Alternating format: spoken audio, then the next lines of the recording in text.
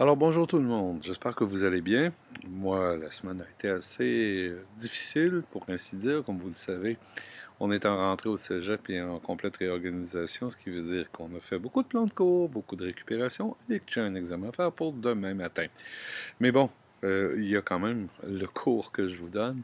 Je m'excuse si vous écopez un peu des soubresauts, disons, de l'actualité sociale. J'imagine que vous êtes assez sensibilisé à ça, alors j'insiste pas là-dessus. Alors cette semaine, ce qu'on va faire tout au cours, les différentes activités vont tourner autour de plusieurs éléments.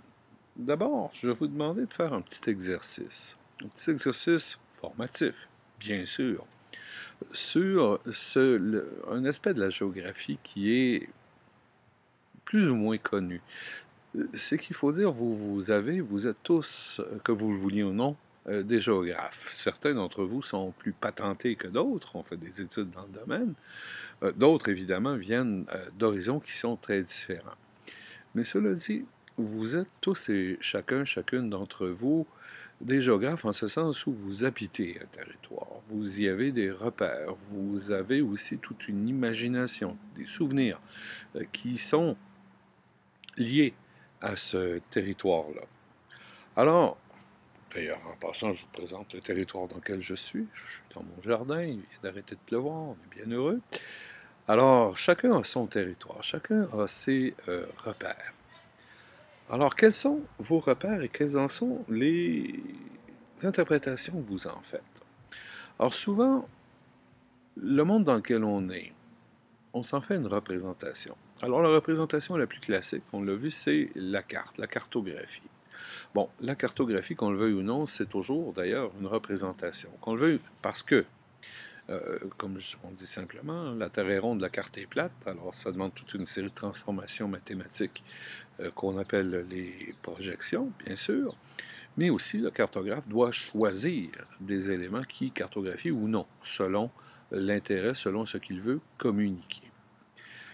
Mais au-delà de ça, vous avez tous et chacun dans votre tête ce qu'on appelle une carte mentale. Bon, ça a un sens différent aujourd'hui, mais la carte mentale, c'est aussi la représentation du territoire que vous avez. Alors, vous allez avoir un forum cette semaine qui va s'attarder à ça. L'exercice est simple, il est détaillé sur la présentation au PowerPoint que vous allez avoir. Alors, il s'agit tout simplement de dessiner de mémoire. Et là, soyez honnêtes, de mémoire, la carte du Québec. Chut, je n'en dis pas plus. Vous verrez les consignes, elles sont claires. Et vous aurez peut-être aussi à commenter ça. Alors, ça se fera sous forme de forum. Dans les autres activités qui sont prévues pour cette semaine, alors je vais aussi, je viens d'enregistrer et c'est loin d'être très bon. Euh, un PowerPoint sur la notion de paysage. Je vous avoue que le PowerPoint est très bavard, pas beaucoup d'images, mais bon, je suis avec un nouvel ordi, des images compliquées à trouver. Alors, j'ai pas vraiment eu le temps de tout peaufiner ça à mon goût, mais bon, ce sera un document brut. L'idée, au fond, d'ajouter mes commentaires à un PowerPoint qui est déjà explicite en lui-même, c'est d'ajouter, au fond, un peu de ma couleur là-dedans. C'est pas ce qui est le plus intéressant. Mais bon, on expérimente des moyens. Et d'ailleurs, si vous avez des commentaires à faire sur les stratégies pédagogiques que j'utilise, ça me ferait grand plaisir de savoir lesquelles sont les plus efficaces. Feedback. Toujours de ce côté-là. Alors là-dessus, vous aurez donc deux présentations. Une première qui va parler donc du paysage, de long en large aussi, et une autre aussi que je ne commenterai pas celle-là parce qu'elle est assez explicite, qui résume au fond le premier chapitre de manuel que j'utilise qui est excellent. Je vous en parlerai des manuels de base en géographie humaine. Sur les grands concepts fondamentaux de la géographie, l'espace, le territoire. Bon, peut-être pour vous dire simplement que l'espace, au fond, c'est un calcul mathématique, c'est un espace objectif, neutre. Un territoire, c'est un espace qui est habité. Et qu'on le veuille ou non, en géographie, on joue toujours un peu sur ces deux éléments-là. Alors cet espace-là, ce territoire-là que vous habitez, il serait intéressant aussi d'en savoir, de le connaître un peu mieux. Alors pour ce faire, je vais utiliser deux éléments. D'abord, un très court travail que je vais vous donner dès le début de la semaine, qui va consister simplement, et ça va être une bonne manière de se connaître aussi, à décrire le territoire que vous parcourez quotidiennement, idéalement, entre le boulot et la maison. Je pense que la plupart d'entre vous travaillez, bon, on pourra faire des accommodements là-dessus, tout simplement prendre aussi des chemins très fréquentés. Tout d'abord, de le décrire. Parce qu'on circule, et c'est une chose que je constate beaucoup, on circule, mais on ne regarde pas.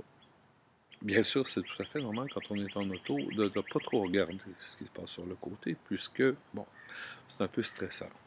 Je ne conduis pas, je n'ai pas d'auto, j'ai ce luxe-là. Mais quand même, j'ai remarqué qu'on se fait toujours des repères dans l'espace.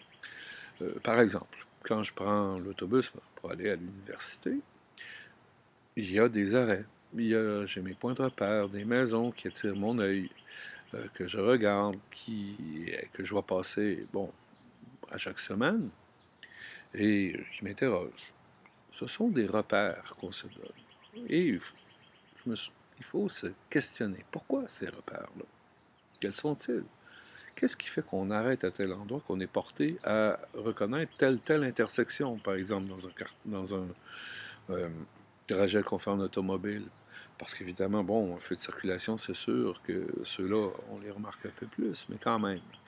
Alors, c'est un exercice que j'ai fait souvent avec mes étudiants, que je vais vous demander de faire sous forme d'un bref rapport écrit, là, disons quelque chose comme une page ou deux, qu'on pourra publier. Ça vous permettra aussi de décrire un petit peu aussi l'environnement dans lequel vous êtes, dans lequel vous baignez.